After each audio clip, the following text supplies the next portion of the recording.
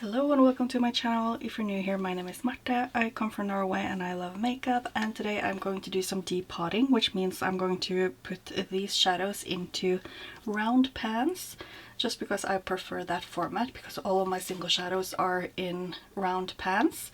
So these 8 are from Makeup Geek before they shut down, and then these are from Lethal Cosmetics, and I do actually have a few more from them, but I think I'll just stick with these today. But what I'm going to use for this depotting is actually this new tool that I got recommended from Sparkles Obsessions on Instagram, and it's basically just a strainer like this. So you can see I already have used it for an orange shadow there, but I'm just gonna clean it off with some paper. But anyway, it's just this very fine strainer, and it was so easy to use, so I just figured I would film the rest of the shadows here.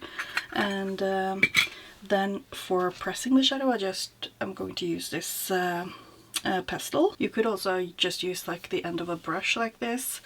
And then for the pressing, I do have this pressing kit from TKB Trading, and you could just use something like a coffee tamper like this or something, just anything that will help you press or push down. You could also just use your hand if you have something the size of the pan that you can use to press.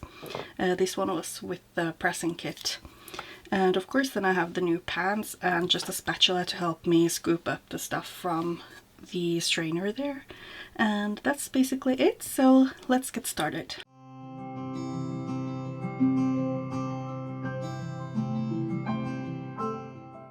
So I'm just gonna start out with this one because it's the closest to the orange that I have in there. I'm going to just wipe away whatever I can from it with this paper.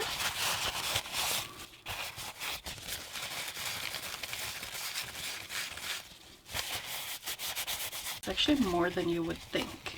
So the process of this is actually really easy, because the only thing you have to do is to get the eyeshadow over into the strainer, and then you just smush it down, and then you're ready to put it into the new pan. So this is like the part that is a little bit scary, because you're basically just shattering the whole shadow. And this was the shade Mint to Be from Makeup Geek. And now that I have everything in here, I'm just going to take the pestle right here, and I'm going to push it down. And I actually lift this one a little bit just because it's quite close to the bottom of the little bowl underneath. So I just don't want the strainer to touch the shadow that is finely milled down there. But this is basically it. I have to try to not get the shadow outside of the bowl though. And to just loosen it up from the actual strainer, I'm just like smacking it, or what do you say? I'm just like bumping it like this to loosen it up.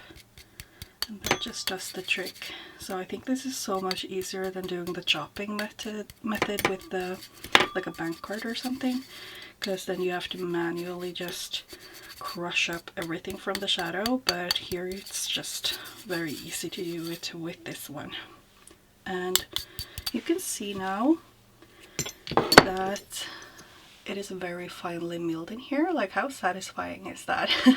So once I have it like this, I'm just gonna get everything to one end right here, and then I'm ready to use my little spatula. And I always do this on top of paper just in case I spill, because then it's really easy to just scoop it all up by lifting the paper and just putting it back in. I mean, I think I might have to press this in 2 pans because there's so much product in those square pans. And I prefer to just do one layer of pressing instead of pressing in several layers, because I feel like it just makes it a bit more unstable.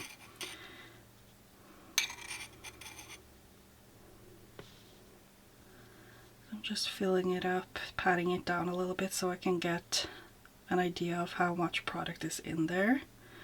and I think that's a full pan. So I'm actually just gonna take the other pan as well and fill it up.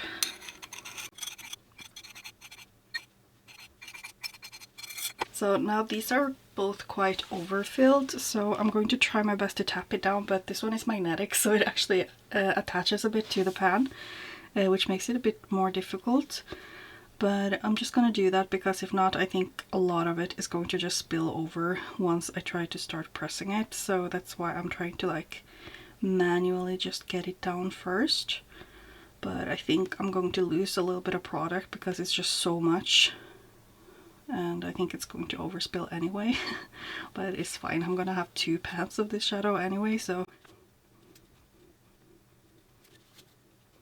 Okay, so now that this is done, what I'm going to do is I'm just going to fold the paper over and press it. So I'll just try to place them so that I won't disturb one of them while I'm doing the other one. I should have probably had 2 different papers. But what I'm going to do now, I will just place this down as good as I can on top of it. Hope that's where it should be.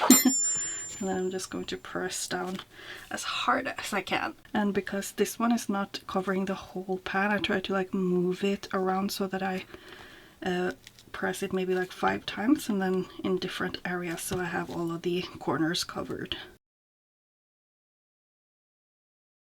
Okay, that looks really nice. Just look at the difference on those two. Wow, I'm so happy with that. Usually when I'm done with it, I have to do like the tap test, where you just put it upside down and you tap it a little bit just to make sure that everything is neatly stacked in there. So here is the final shadow. I think it's so nice and so satisfying. Now, I didn't use the tool here, but I think I still managed to press it very nicely. Yep, and that's the second one. So I'm just gonna go ahead and do this with all of these shadows, and I don't think I will film it because it's just the same process all over again. Maybe I'll film like 2 of them, but I'll just get to the ending so you can see all of those shadows repanned.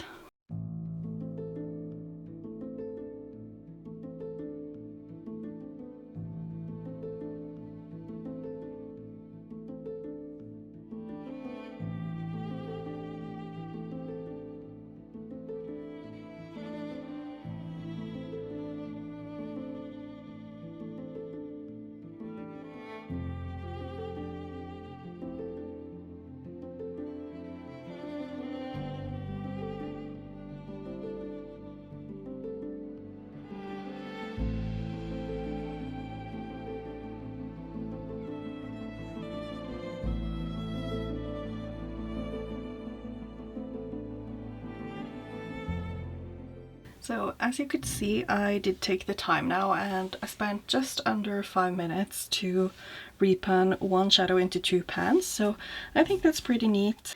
Okay, so after a while I'm finally done with all of them, and I did put the lethal stickers on this one, so I just peeled the stickers off of the old pans and put them on here, and they fit perfectly and they're quite high quality, so it doesn't really matter that I ripped them off.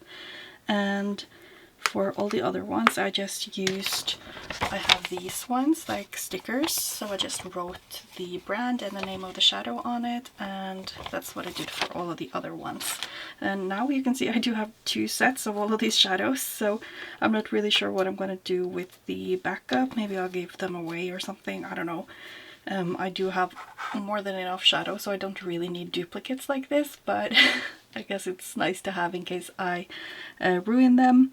But anyway, I just wanted to end this video right now. Again, just thank you so much to Sparkles Obsession for giving me the tip about this strainer, because it was really neat and easy to repan these. And of course also a shout out to Faces by Gina, because she's the one that basically just taught me how to repan and depot and all of that stuff. And she also has a ton of content out on repressing even without the strainers, so do check out her videos videos or content if you are curious about repressing other types of shadows or blushes and all that kind of stuff as well. But thank you so much for watching. I hope you enjoyed the video, and hopefully I'll see you in my next one. Bye!